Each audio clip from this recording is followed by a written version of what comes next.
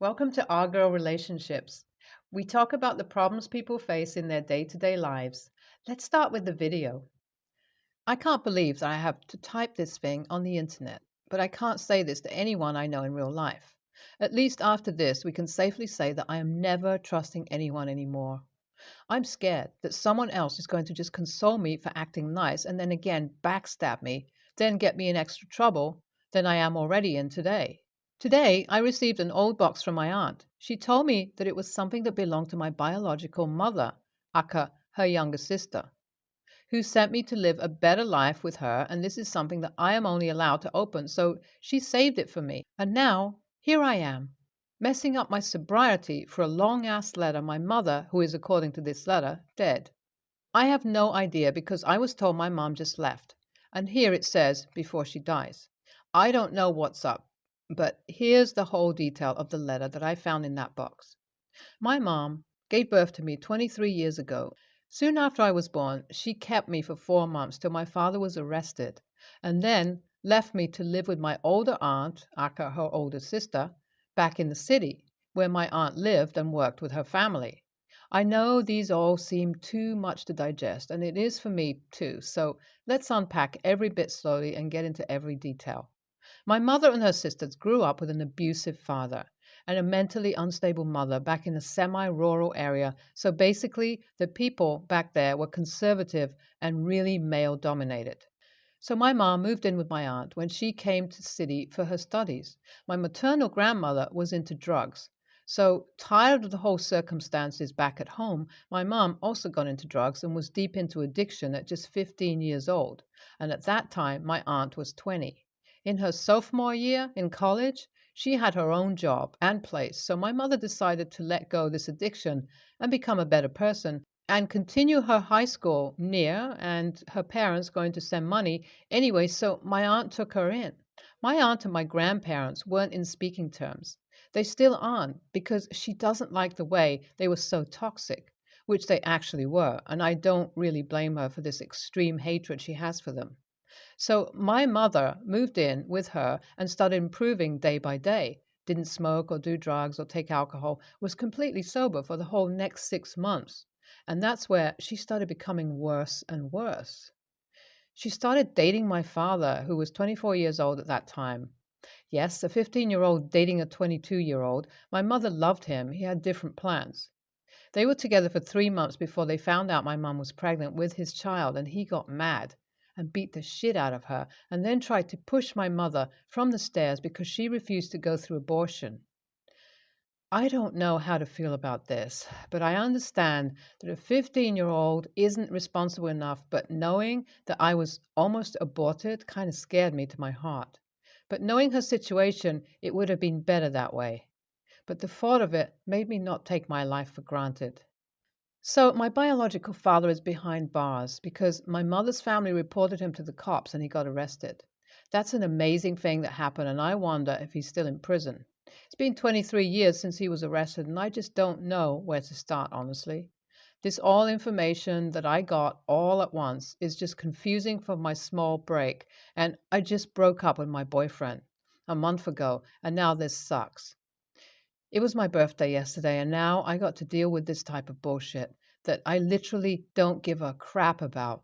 Or, no, actually, I do. It's just so much to deal with that my small brain can't take all this information at once. Where was I again?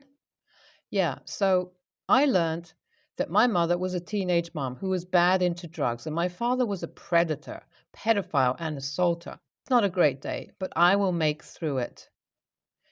And to add drama to the whole crap happening in my life, I'm graduating in a week and this whole thing is messed up.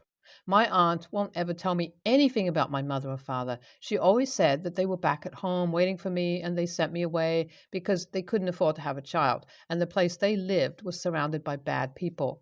And deep down, I had this accumulated anger for them, so I never bothered with them and just didn't feel the need to reach out to people who never really cared for me. Why the hell would I check on them?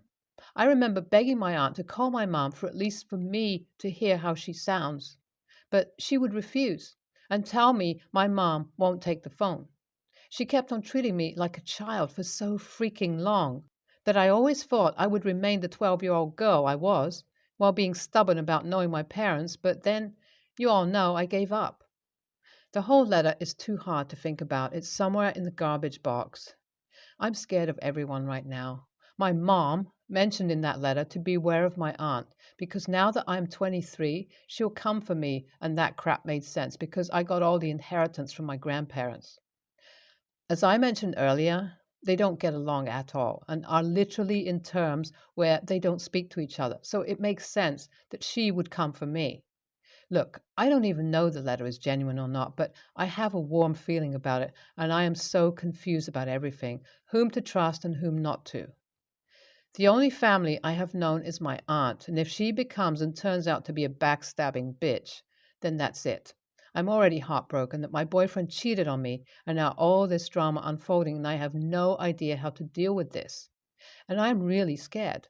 In the letter, it is written that I should pay my grandparents a visit back in my mom's hometown, and it has an address, so I don't know if this is a trap or something. The thing is, if my aunt had the box, she would have opened it and would be knowing whatever was written there. And again, I doubt that because the letter was deep inside the box, underneath, so many layers. So she must have missed it, and her eyesight has always been really bad. So maybe I should just go visit them and know who is telling the truth and who is not. Then again, I am scared for my whole life right now and can't decide what to do anymore. It's either I throw myself into the volcano or throw myself into deep waters. Please, just anyone help me out. I know I need to give you all more background, but I don't have all the patience for that. I just want to sleep and never wake up.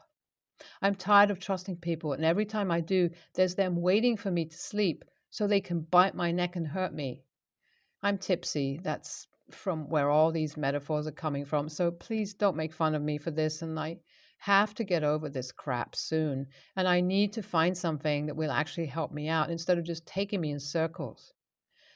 I don't know why I chose to make this post today, but I kind of feel less miserable and screaming all this crap on the internet. This is my throwaway, so no one would recognize me anyway, so I don't really care that much about everything. Yet again, I just want to sleep and never wake up. Maybe see you soon. I don't know. I don't want to stop typing for some reasons. LOL. Anyways, good night, folks. Make sure your life isn't full of secrets like mine. Okay, 3 days update. I didn't want to continue this post, but I don't know. Now I want to, I guess. So basically, I went to that address. It was just 2 hours away. So me and my friends went there together. We were three, one guy and us two girls. He was there for safety. It was a pretty huge place and nothing like the letter said it would be. It was really cool and away from the city, but it was developed. We went to the address and surprisingly, it was a big house. I knocked and my grandfather opened the door and hugged me immediately. We had our moment. We all went in, and my grandmother was sweet, nothing like it said in the letter. Actually, she was smoking a huge cigar, so yeah, matches the addict part. We ate and talked, and in the evening, my both friends went exploring with my cousin who stayed nearby, and I was at home all alone with my grandparents and showing them the letter. They read it and started tearing up and explained to me what happened was the truth, and my father is also dead. He was murdered in prison. It kind of makes me sad that I have no parents left for me anymore. I didn't know them, but still, hearing that they are both dead just breaks my heart. So their story did match up with the one that is said in the letter. Then my grandmother showed me the pictures of my mom. I look exactly like her. She was so pretty, and her having a cigarette in her mouth makes her look cooler, to be more honest. I'm glad my mom was baddie, LOL. And I saw the videotapes of her playing with me. I brought everything back with me, and they are honestly the best thing ever. And I won't trade those things for anything. Then we started talking about my aunt, and she isn't as bad as you guys painted her as to be. She just wanted her part of the inheritance. And as she's not on speaking terms with my grandfather, she won't be able to take it or ask for it. So basically, she has been keeping an eye, so she gets part of the inheritance, and that literally anyone would do. So he handed me the papers for the property and told me to get my aunt signed and tell her to come visit sometime.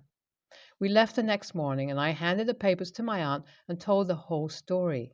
She laughed how the whole Reddit made her look like some Disney villain. It was hilarious. Hello, folks. It's been years since I wrote back in here. Okay, so yeah, don't worry after a while. I moved out of my aunt's house and still visit her regularly. She goes to visit grandma, and they're getting the hang of each other now and are happy. They all miss my mom, and I too do. I see the videos of her playing with me, and she didn't commit suicide. Her body couldn't take the side effects of giving birth, and she passed away. Everyone is sorry to me for hiding all these, but we're good. I have a good relationship now. The sad thing is, Grandpa passed away, and it's heartbreaking too. If a parallel universe exists, maybe we all are together, enjoying Christmas right now in one room. No, why am I crying about a Reddit post? Maybe because my mom passed away recently. I miss her. No, but OP is dumb, like she should have asked more about her parents. I'm a 22-year-old female and I got engaged in January to my boyfriend, 26, of 4 years, and I've never had much of a problem with his mother before. I would like to emphasize that she's a very kind person, has always had a lot of patience for me and my less than ideal family situation, including teaching me how to cook and other life things. Recently, though, she's begun to send me and other family members text messages about wanting grandchildren. Her first text message to me was, "I'm so glad my fiance is marrying a girl with such light skin. You have such pretty babies." And most of her other texts are all variations of my skin and future grandchildren. It made me uncomfortable, but I wasn't really sure how to address it without crossing a line, so I'll be honest, I just left it alone. My mother-in-law has also apparently made comments to my younger sister-in-law that she wants a light granddaughter and that we, my fiance and me, will keep trying until we get one. It's gotten to the point of obsession to where she texts my fiance every day asking when we'll have kids, even though we originally planned to wait at least a few more years. She's never mentioned my skin or lightness to him, as far as I know. It all kind of came to a head last night when mother-in-law was talking with her sister about us having kids, and my older sister-in-law asked why she was so sure we were having a light baby. And my mother-in-law replied, "Well, me, is so pale, it'd be impossible if she didn't." My older sister-in-law got upset and made a comment about her obsession with being white and stormed out. The dinner just got kind of ended a while after that, and I guess my younger sister-in-law talked to my fiancé because this morning he asked me to tell him what was going on. I just showed him the text, and he got in a fight with his mom and stepdad about her comments, and apparently this isn't the first time she's made statements like this around my older sister-in-law. Now, the whole family's fighting. One side is calling my fiancé, my older sister-in-law, and I sensitive, while the others are glad someone finally said something. I also got a text from my mother-in-law's sister saying we are selfish and awful for ripping the family apart over a few harmless comments. To top it all off, I'm pregnant, and I'm not even sure if I should say anything, even though I had planned on letting everyone know at dinner. So I guess, are we TAs? My fiancé and his family, except for my younger sister-in-law, who is half African American, half white, and her bio dad. My fiancé and his family, except my youngest sister-in-law, who is half African American, half white, and her bio dad, my fiancé's stepfather, who is white, are African American. I, for reference, am white and extremely pale. NTA, the obsession with skin tone is almost stalkerish, and her pressuring you to have a child and pestering you about it was not justified. You are not the a-hole, period.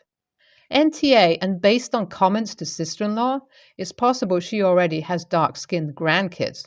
How hurtful to make these comments directly in front of anyone who won't be giving her a light-skinned baby. Honestly, I don't know if she should even have contact with her grandchild, since her focus on appearance and skin color would be damaging to a child. I'm a 31-year-old female. My mom, 57, and my sister, 38, have always had a much closer relationship than my mom and I had. I was raised by my dad and raised as an only child for the most part. My siblings and I all have different dads. My job shut down thanks to the pandemic, and my fiancé and I were forced to a new location. Every paycheck, we would give my sister money for the bills in addition to putting food in the common kitchen. On top of that, they didn't cook, so we cooked for everyone. and they were using our only car at least 4 times a day. They put 70,000 miles on it in 5 months without offering gas or compensation. We were grateful for the place to stay, so we didn't say anything.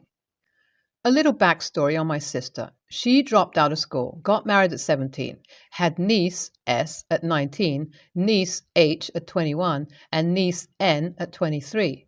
She went to jail a few times for stealing, a lot, and drugs. All the nieces dropped out of school.